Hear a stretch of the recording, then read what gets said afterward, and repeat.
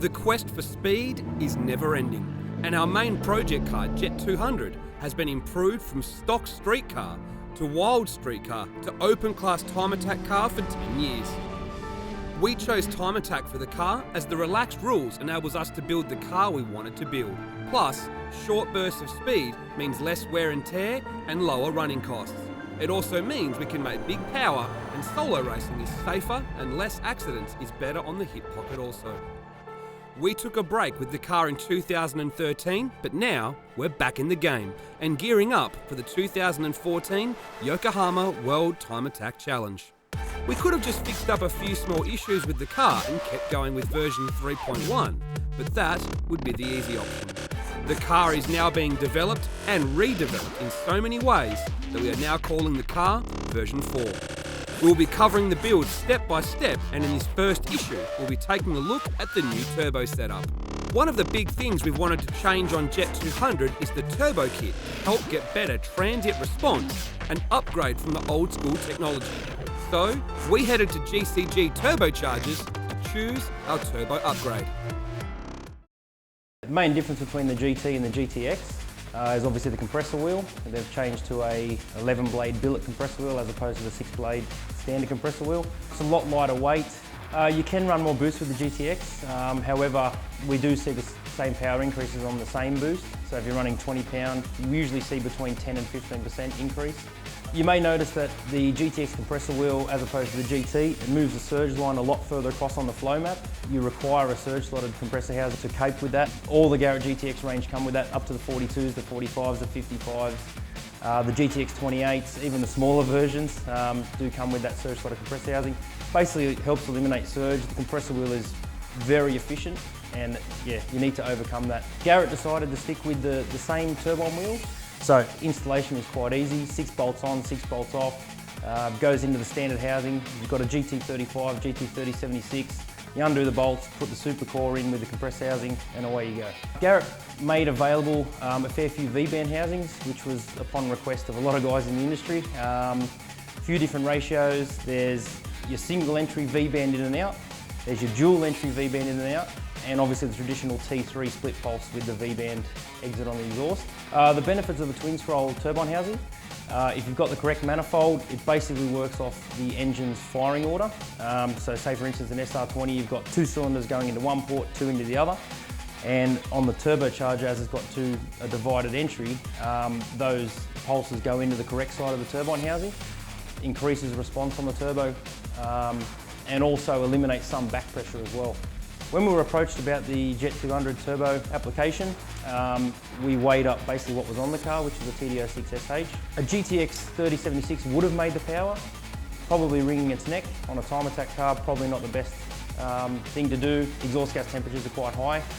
The GTX 35 would have made the power quite easily, but we would have lost a little bit of response. So we're going to step right in between, run the GTX 3576, retains the GT35 turbine wheel, but has the GTX 3076R compressor wheel. That turbine wheel will help eliminate any back pressure and hopefully keep the GTs down on the track, especially in a time attack car where you flat out most of the time. The ultimate goal with this application was to make the same sort of power, if not more, with better response. On JET200, we decided to use a 0.83 split pulse T3 turbine housing to match the 6-boost split pulse manifold. On SR20s, mostly we'll run 0.63. Due to this being a time attack car and we need as minimal EGTs as possible and no back pressure, we decided to go with the 0.83. Standard SR20s, you've obviously got 2 litre as opposed to the 2.2. JET200 does run some fairly serious cams as well, so yeah, we do need to step it up in an AR ratio to compromise that sort of setup.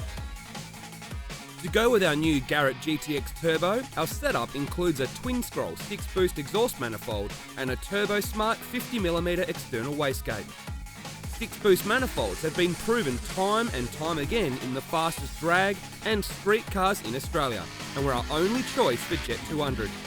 The manifold is made from steam pipe, which is incredibly strong, and 6Boost have the confidence to offer a lifetime, unlimited kilometre warranty on their manifolds.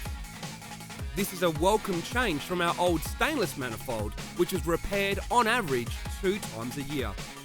It's a twin scroll design to make the most of the SR20 firing order into the split pulse 6-boost merge collector. 6Boost also port the inside of the manifold for perfectly smooth flow and an excellent finish, as well as sandblasting the outside of the manifold so it can be supplied already coated in high temperature paint. The manifold is simply a work of art. We chose a single wastegate design to keep things simple. Chris from CS Engineering welded on the wastegate attachment, and to keep the split pulse benefits, he welded in a divider all the way to the wastegate valve. The Turbosmart brand is the same. Tried, tested, proven, and proudly Australian.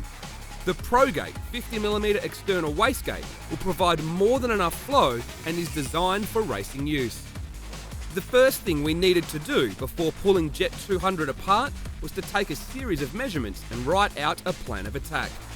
With that done, we started removing what needed to be removed.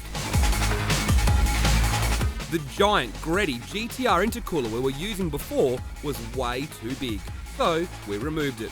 And we'll be fitting this 600 by 300 by 100 Gcg supplied intercooler inside the rad support to allow much shorter piping. You can see the difference in overall size and end tank volume here. Also note the GTR core had 3.5-inch inlet and 4-inch outlet.